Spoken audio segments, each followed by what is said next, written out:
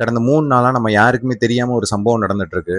அது என்னன்னா, நாமக்கல் மாவட்டம் குமாரபாளையம் அப்படிங்கிற ஊர்ல எக்ஸல் காலேஜ் ஹாஸ்டல் நடந்த சம்பவம் தான். அந்த ஹாஸ்டல் சாப்பாடு சாப்பிட்டு 2 நாளைக்கு முன்னாடி 400க்கு மேற்பட்டோர் வந்து வாந்தி மயக்கம் ஏற்பட்டு அங்க காலேஜ் ஹாஸ்பிட்டல்ல பாதி பேரையும் மீதி இருக்கிறவங்க அங்க உள்ள பிரைவேட் ஹாஸ்பிட்டலையும் அட்மிட் பண்ணியிருக்காங்க. ஹாஸ்டல் கேண்டீன்ல ஒழுங்கான பைப் லைன் கொடுக்காம மனித கழிவுநீர் வர்ற பைப் லைனை மாத்தி கொடுத்து அதுல இருந்து வந்த தண்ணியை தான் இங்க வந்து சமைச்சிருந்திருக்காங்க. அது மட்டும் இல்லாம நேத்து மட்டும் 3 பேர் அங்க இறந்து போயிருக்காங்க.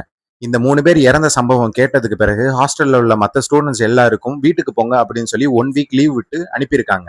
வெளியில போன மற்ற ஸ்டூடெண்ட்ஸ் எல்லாருமே தன்னோட சக நண்பனுக்கு என்ன ஆச்சு அப்படின்னு அந்த மேனேஜ்மெண்ட்டை கேட்கும்போது சரியான ரெஸ்பான்ஸ் கொடுக்க மாட்டேங்கிறாங்க அப்படிங்கிற மாதிரியும், ரொம்ப கேள்வி கேட்டா எங்களை மிரட்டுறாங்க அப்படிங்கிற மாதிரியும் தகவல் வெளியில வந்திருக்கு. அது மட்டும் இல்லாம இன்னைக்கு 2 பேர் இறந்து போயிருக்காங்க அப்படிங்கிற தகவலும் வெளியில வந்திருக்கு. இதை பத்தி எந்த ஊடகமும் பேசல, எந்த தற்கொலையும் கமெண்ட் செக்ஷன்ல கமெண்ட் பண்ணல, எந்த அரசியல்வாதியும் ஓடல, எந்த நாயும் ஏஐ வீடியோ எடிட் பண்ணி போடல.